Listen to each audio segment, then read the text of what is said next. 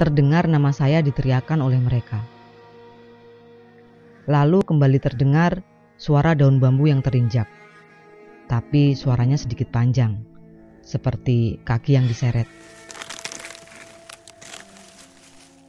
Saya melihat sekeliling lagi, tapi tetap gak terlihat siapapun.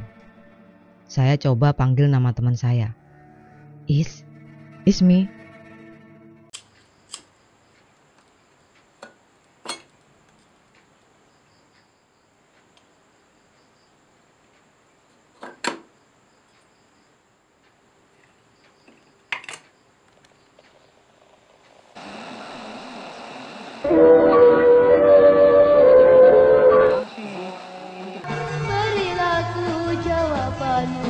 Selamat datang di podcast Kopi Hitam.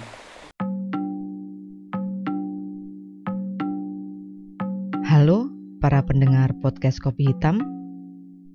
Gimana kabar kalian semua? Mudah-mudahan semua sehat ya. Kalau ada yang sakit, semoga cepat dipulihkan kesehatannya. Dan kalau boleh minta, kalaupun sakit, jangan sakit pendengaran, supaya tetap bisa mendengarkan cerita dari saya. Karena cuma suara yang bisa saya berikan buat kalian. Buat kalian yang selalu menjaga kesehatan pendengaran, saya akan menceritakan pengalaman pribadi yang berhubungan dengan 2 tempat horor di dusun saya. Seperti dalam cerita Diculik Wewe Gombel, yaitu di perbatasan dusun lokasi hilangnya Eka dan di pinggiran dusun sisi timur, lokasi yang banyak terjadi kasus orang hilang. Di episode ini, sesuai urutan waktu, saya akan menceritakan terlebih dahulu pengalaman di sisi timur pinggiran dusun, di tempat yang banyak rumpun bambunya itu. Dalam cerita ini nanti ada beberapa obrolan yang aslinya berbahasa Jawa, tapi takut di antara kalian ada yang gak ngerti, saya sudah alih bahasakan ke dalam bahasa Indonesia. Di dusun saya memang dulu semua orang berbahasa Jawa, karena dulu isinya orang Jawa semua. Bapak saya juga orang Jawa. Ibu saya sampai lupa sama bahasa daerahnya sendiri karena kelamaan gak dipakai. Gak ada lawan bicara. Sekarang kita mulai masuk ke cerita. Ini pengalaman saat saya masih kelas 5 SD. Saya memiliki seorang kakak perempuan yang usianya 2 tahun lebih tua dari saya. Saat itu dia kelas 1 SMP. Kata orang itu masa-masa puber. Panggil saja kakak saya itu Juwita atau Wita. Dia cantik, pinter, ramah, pokoknya bunga desa pada zamannya. Di masa itu, orang tua saya membeli beberapa pekarangan rumah para tetangga yang pindah dari dusun kami. Para tetangga itu pindah karena merasa dusun kami kurang subur. Jadi mereka pindah mencari daerah yang tanahnya lebih subur. Salah satu rumah yang dibeli orang tua saya itu adalah pekarangan di samping kiri rumah kami. Di atas pekarangan itu ada bangunan rumah yang sudah permanen, meskipun masih bata merah. Lalu orang tua saya memutuskan pindah ke rumah tersebut. Rumah lama yang masih berdinding papan dibongkar. Tapi pekarangan baru ini air sumurnya kurang jernih. Jadi kami memutuskan sementara memakai sumur di rumah lama, sampai bisa menggali sumur baru yang airnya lebih jernih. Selama sekitar setahunan kami memakai sumur di rumah lama. Padahal genteng kamar mandinya terlanjur dibongkar. Jadi kamar mandinya hanya berupa dinding semen persegi 4 setinggi orang dewasa. Tanpa atap tentunya. Nah, kakak perempuan saya, Mbak Wita, punya kebiasaan mandi menjelang maghrib. Biasanya selesai mandi itu setelah maghrib. Ibu sering mengingatkan tentang kebiasaan buruknya itu, tapi Mbak Wita tetap bandel. Suatu ketika Mbak Wita mengadu ke kami kalau akhir-akhir ini sering melihat penampakan sepasang mata yang mengintipnya saat dia lagi mandi. Itu bikin dia jadi takut ke sumur sendirian. Akhirnya ibu menyuruh saya menemani Mbak Wita setiap kali mandi maghrib. Padahal menurut saya solusinya gampang. Kalau takut ya jangan mandi maghrib. Tapi gadis yang lagi puber itu memang rumit. Pada suatu maghrib, saya menemani Mbak Wita mandi di sumur lama. Jarak antara sumur lama dan rumah sekitar 70 meteran. Saat itu langit hampir gelap. Mbak Wita mulai mandi. Dan seperti kebanyakan gadis remaja, kalau mandi itu nggak mungkin sebentar, pasti lama. Karena bosan, saya naik ke atas dahan pohon rambutan di samping sumur, sambil mengawasi sekeliling sumur dengan jarak 3 meteran dari kamar mandi. Dahan yang saya naiki itu tingginya cuma 1,5 meter, tapi dari ketinggian segitu, pandangan saya cukup bisa melihat semua sisi kamar mandi di bagian atas. Saat pandangan saya mengamati sekeliling, tiba-tiba mata saya menangkap ada sepasang mata yang mengawasi Mbak Wita dari balik tembok yang berseberangan dengan tempat saya nangkring. Meskipun yang terlihat cuma kepala bagian atas sampai bawah mata, sisanya tertutup dinding kamar mandi. Seperti yang pernah saya bilang di podcastnya Mr. Popo yang berjudul Poltergeist, bahwa sejak kecil saya dididik untuk selalu rasional oleh bapak saya. Jadi begitu melihat yang seperti itu, reaksi saya adalah melompat turun dari pohon dan lari mengejar sosok yang saya lihat itu. Bersamaan itu juga, si sosok itu sadar situasi dan segera berlari ke arah belakang pekarangan. Lalu terjadilah aksi kejar-kejaran antara saya dan sosok misterius itu. Sementara Mbak Wita berteriak ketakutan sambil memanggil nama saya, menyuruh saya kembali. Saat itu, hari sudah mulai gelap. Tapi saya masih bisa melihat sosoknya berlari ke arah perbatasan dusun sisi timur. Saya terus mengejarnya sampai menembus rimbunan bambu. Kebetulan rimbunan bambu paling utara itu ladang milik bapak saya. Kalau siang saya biasa bermain di situ. Jadi walaupun gelap, saya hafal jalur-jalurnya. Tapi begitu saya mau menyeberang ke ladang milik tetangga, saya kehilangan jejak. Akhirnya saya pulang dengan kekecewaan. Begitu sampai rumah, saya dimarahi bapak sama ibu. Kamu itu kok berani-beraninya ngejar orang sendirian? Kalau dia bawa senjata, kamu bisa apa? Kamu tahu nggak kalau itu bahaya? Omel ibu saya. Lagian di situ kan banyak ular kobra. Ular kobra itu kalau maghrib keluar cari makan. Kalau kamu dipatuk gimana? Bapak saya menambahi. Saya yang cuma anak usia 11 tahun cuma bisa bingung dengan kemarahan mereka. Saya kan cuma mau melindungi saudari saya. Kenapa dimarahi? Dari kejadian itu saya makin yakin bahwa makhluk halus itu cuma dongeng orang dewasa buat nakut-nakutin anak kecil. Karena saya yakin yang saya kejar itu manusia, bukan penampakan seperti Mbak Wita takutkan. Mbak Wita sempat nanya, waktu kamu ngejar itu, kamu tahu nggak dia siapa? Saya jawab aja, enggak. Karena saya takut, dugaan saya salah. Jatuhnya nanti fitnah.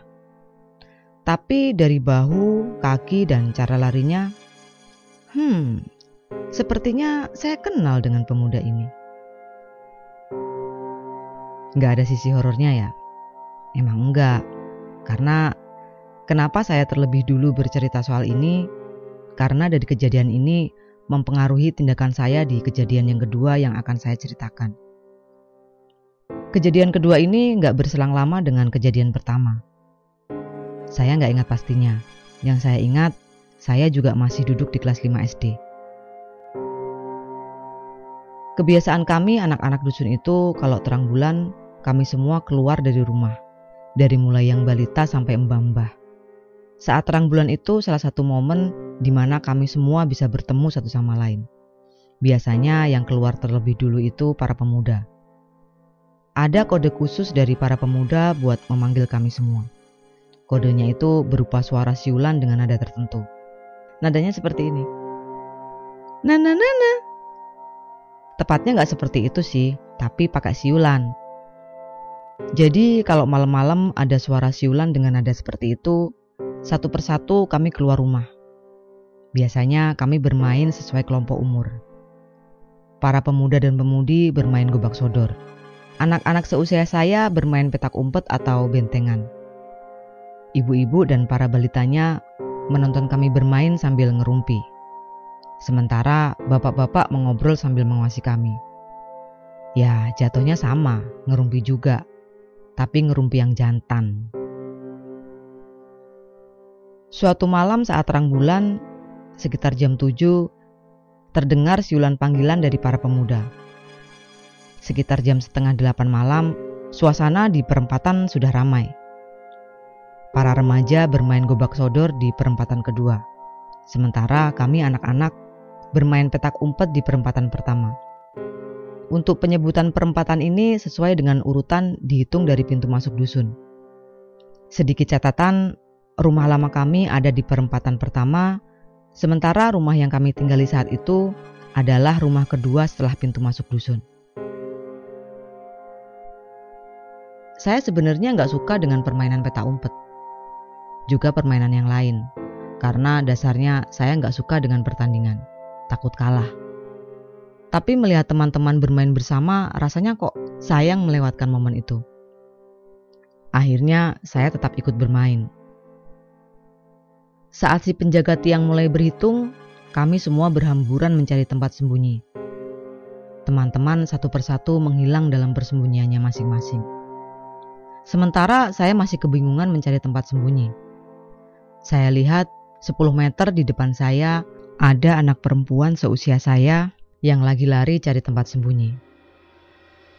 Sepertinya dia sebut saja Ismi. Saya segera lari mengikuti Ismi.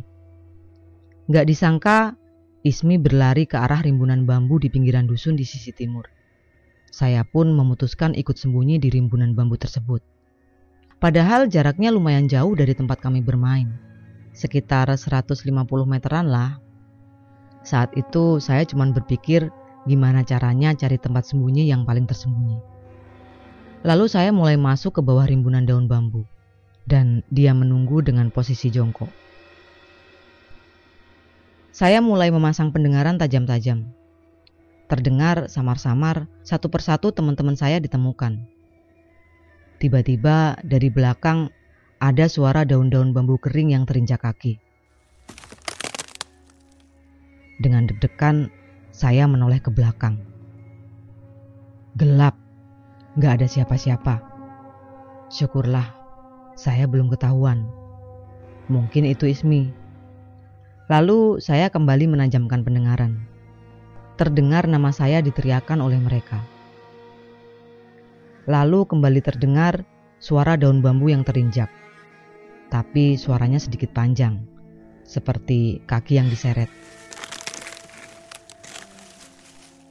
Saya melihat sekeliling lagi, tapi tetap gak terlihat siapapun. Saya coba panggil nama teman saya. Ismi. Gak ada sahutan. Oh, berarti itu bukan Ismi. Saya mulai menerka-nerka di rimbunan bambu sebelah mana Ismi bersembunyi. Perlahan suasana mulai sepi. Gak terdengar lagi suara teman-teman saya. Mungkin sekarang saatnya saya keluar. Tapi belum terlihat Ismi keluar dari rimbunan bambu. Dia gak mungkin keluar lewat jalan lain. Jelas kejauhan. Kaki dan tangan saya mulai gatal digigit nyamuk. Belum lagi bulu-bulu batang bambu yang menempel di tangan saya. Rasanya celekat-celekit. Saya putuskan saya harus keluar sekarang. Terserah kalau Ismi gak mau keluar sekarang. Saya udah gak tahan lagi. Tapi saat saya bangun dari posisi jongkok, ada suara napas berat di belakang telinga saya. Saya kaget dan refleks menoleh ke belakang. Tapi karena tempat itu tidak tembus cahaya bulan, yang saya lihat cuma kegelapan. Lalu terdengar suara menggeram.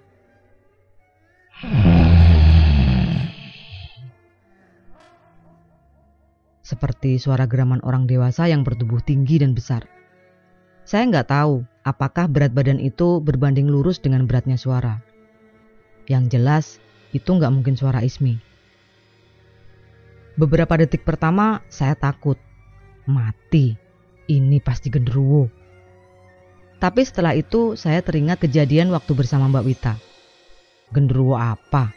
Ini pasti orang. Sialan, beraninya sama anak kecil, pikir saya.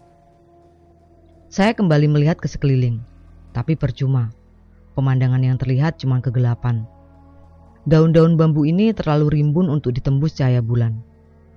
Pemandangan yang terlihat justru daerah yang jauh dari lokasi saya berdiri. Daerah yang disinari cahaya bulan. Sementara di sekitar saya gelap. Nggak tahu kenapa saya jadi kesal karena merasa ditakut-takuti.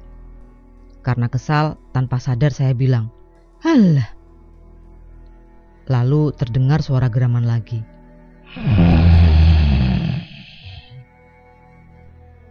Belum sempat saya berpikir yang lain, tiba-tiba terdengar kata-kata, "Ngalia."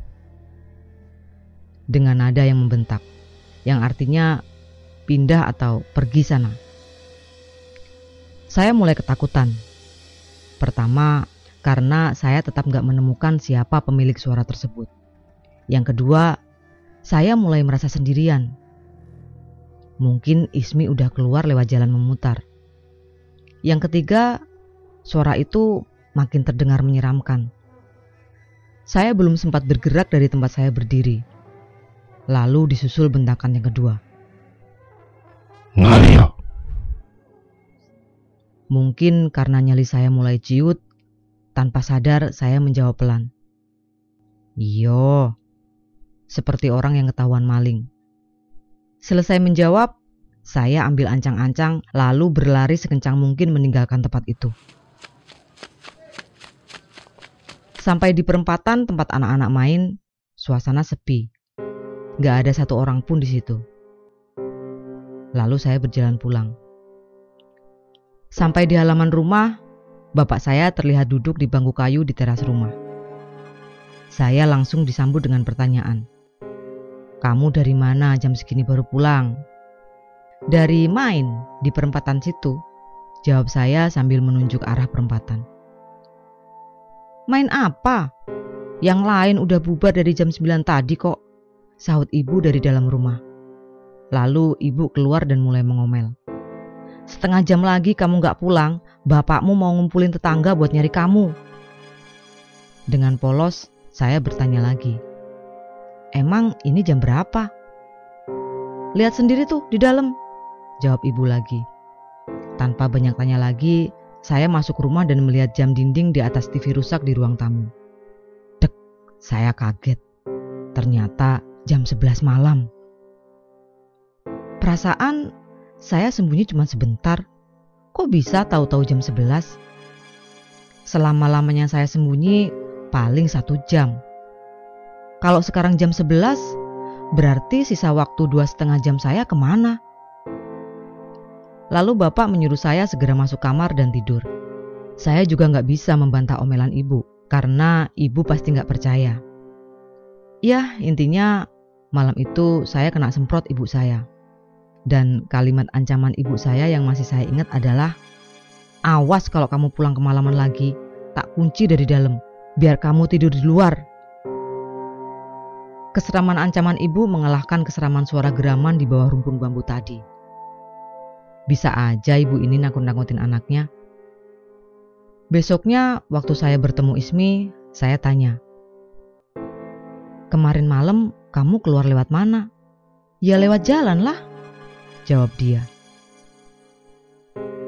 "Kok aku gak lihat kamu lewat?" tanya saya lagi.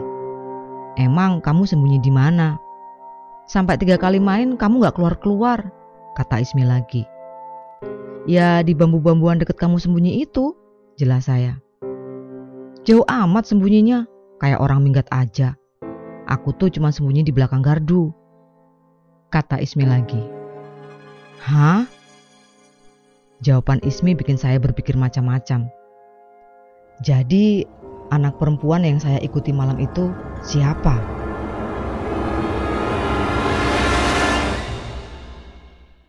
Oke, cukup sekian dulu cerita kali ini. Di episode depan, saya akan menceritakan kejadian menakutkan yang saya alami di lokasi hilangnya Eka. Nyalain notif ya, biar tahu kapan saya upload. Karena ya, seperti kalian tahu, saya belum bisa membuat jadwal yang pasti kapan saya upload. Oke, jangan lupa subscribe, share, komen, nyalakan notifikasi, dan sampai jumpa di cerita selanjutnya.